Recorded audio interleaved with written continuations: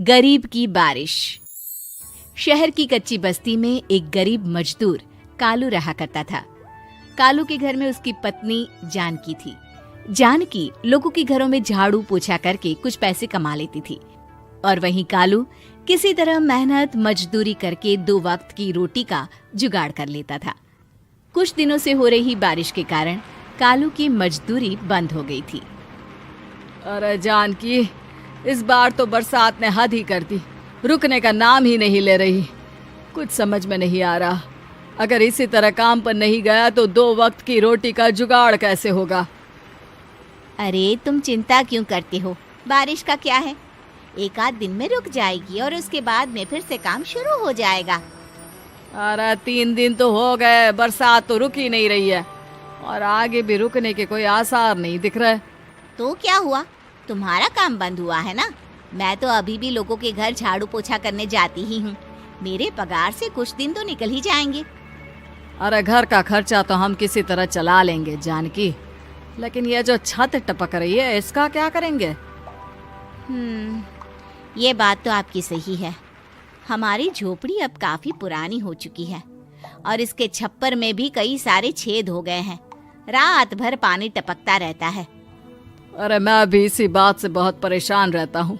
कहीं किसी दिन ज्यादा बारिश आ गई तो हमारी झोपड़ी टूटकर बिखर ना जाए। राम राम राम, ऐसी अशुभ बातें क्यों करते हो? अरे ऐसा कुछ नहीं होने वाला। ये झोपड़ी ही तो हमारा सब कुछ है। अगर यही नहीं रही तो हम जाएंगे कहाँ? ठीक है जानकी, जब तुम्हारी पगार मिल जाएगी तो कुछ पैसे बचाकर झोपड़ी के छप्पर की मरम्मत करवा लेंगे। शायद हमारी परेशानी कुछ कम हो जाए। ठीक है जी, अब ना ज्यादा परेशान मत हो। ये लो, खाना खा लो और सो जाओ। सुबह मुझे भी जल्दी काम पर जाना है। जानकी और कालू अपनी झोपड़ी में सो गए। रात को अचानक से बहुत तेज बारिश शुरू हो गई। धीरे धीरे बारिश का पानी कालू की बस्ती में भरने लगा। पानी भरते भरते झोपड़ी के बाहर तक पहुंच गया था। सुबह के वक्त जब कालू और जानकी सोकर उठे, हे भगवान, ये क्या हो गया? बारिश का पानी तो हमारे घरों तक पहुंच चुका है। अब मैं काम पर कैसे जाऊंगी? रहने दो जानकी, तुम आज काम पर मत जाओ। ऐसे पानी से निकल कर जाओगी और बीमार पड़ गई तो लेने के देने पड़ जाएंगे। लेकिन अगर नहीं गई तो मालकिन लोग नाराज हो जाएंगे।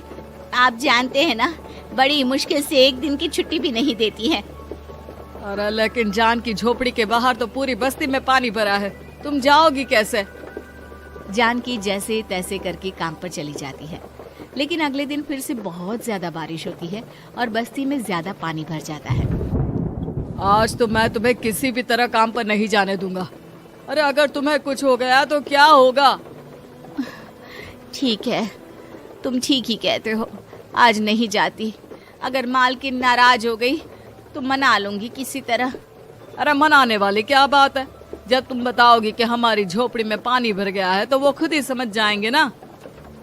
अगले 2 दिन तक तेज बारिश होने की वजह से जानकी, कालू और आसपास की बस्ती में रहने वाले सभी लोगों के घरों में पानी भर जाता है, जिसकी वजह से जानकी काम पर नहीं जा पाती। और 3 दिन के बाद जैसे ही जानकी काम पर पहुंचती है, कहाँ थी तुम? पिछले 3 दिनों से काम पर क्यों नहीं आई? मेम साहब, क्या बताऊं, इतनी ज्यादा बारिश हो रही थी, हमारी पूरी बस्ती में पानी भर गया है और उससे भी ज्यादा तो मेरी झोपड़ी के अंदर पानी भर गया। आप ही बताइए कैसे आती मैं? इसका मतलब ये हुआ कि बारिश होगी तो तुम काम पर नहीं आओगी? ना ना, मेरे कहने का ये मतलब नहीं था मेम साहब। तुम जानती भी हो 3 दिन से कितनी परेशानी हो रही है मुझे। सारा काम मुझे खुद करना पड़ा। माफ कर दीजिए मालकिन जी, पर मैं क्या करती, आने के लिए रास्ता ही नहीं था, सब जगह पानी भरा हुआ था। बहाने तो तुझे बहुत बनाने आते हैं। जानकी देख, अगर अगली बार ऐसा किया ना तो फिर काम से हमेशा के लिए छुट्टी। अरे ना ना मालकिन, ऐसा मत कीजिए।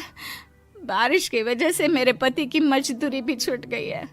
बड़ी मुश्किल से घर में 2 वक्त खाने की रोटी का जुगाड़ हो पाता है। आप मुझे काम से निकाल देंगे तो हम क्या खाएंगे? अगर इतनी ही चिंता है तो फिर रोजाना काम पर आया करो। चलो अब जल्दी से जाकर घर का सारा काम करो। बारिश रुकने का नाम ही नहीं ले रही थी। पूरे शहर में बाढ़ जैसे हालात बन गए थे, लेकिन नौकरी जाने के डर से जानकी किसी तरह रोज काम पर जाती थी। एक दिन जब जानकी काम करके अपने घर लौट आई तो अचानक उसकी बस्ती में कुछ लोगों का शोर सुनाई दिया। अरे लगता है बाहर कुछ हुआ है, मैं जाकर देखता हूँ। हाँ, पता तो कीजिए, ये बस्ती में लोग इतना शोर क्यों कर रहे हैं? बाहर जाकर कालू ने एक आदमी से पूछा। अरे क्या हुआ भाई, इतना शोर क्यों मचा रहा है? अरे क्या बताए भैया, अपनी बस्ती के बाहर एक पुल टूट गया है और वहाँ पर एक कार फंसी है। थोड़ी देर में अगर किसी ने नहीं बचाया ना तो वो कार पानी में बह जाएगी। ये क्या कह रहे हो भैया, कार के अंदर कोई है क्या?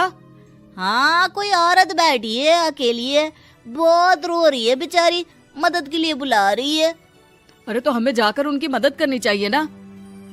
अरे लेकिन इसमें बहुत खतरा है, हमें अपने आप को बचाना चाहिए। पानी कभी भी हमारी बस्ती की तरफ आ सकता है। अरे तुम्हें नहीं चलना तो मत चलो, लेकिन मैं तो जाकर उस औरत की मदद जरूर करूंगा। कालू उस जगह पर पहुंचता है जहां वो औरत कार में फंसी हुई थी। वहां पर पानी का बहाव बहुत तेज था और सारा पानी कालू की बस्ती की तरफ ही आ रहा था।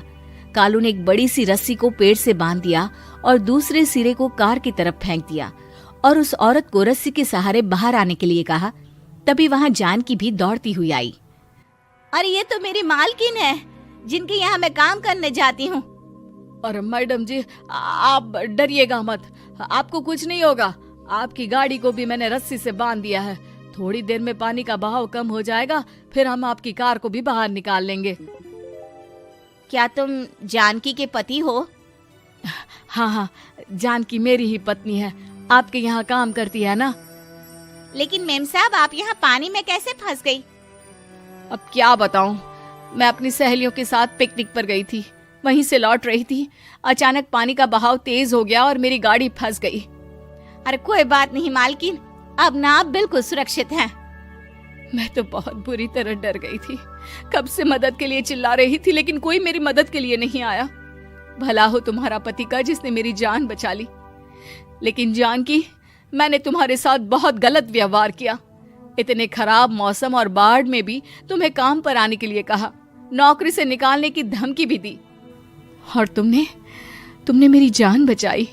मुझे माफ कर दो। अरे कोई बात नहीं मालकिन, आपकी जान बचाना तो हमारा धर्म था। देखो जानकी, तुम्हारी झोपड़ी में जो भी नुकसान हुआ है उसके लिए मैं तुम्हें पैसे दूंगी। आज तुम्हारे पति ने मेरी जान बचाई है और आज के बाद मैं तुम्हें कभी भी नौकरी से निकालने की धमकी नहीं दूंगी। आज मैं तुम्हारी परेशानी को अच्छी तरह समझ चुकी हूँ। हम जैसे पैसे वाले लोगों के लिए अपने घर में बैठकर बारिश का मजा लेना बहुत आसान है, लेकिन तुम गरीब लोगों के लिए बाढ़ और बारिश काफी परेशानी खड़ी कर देते हैं। ये बात मुझे आज अच्छी तरह समझ आ गई है। आपका बहुत बहुत धन्यवाद मालकिन।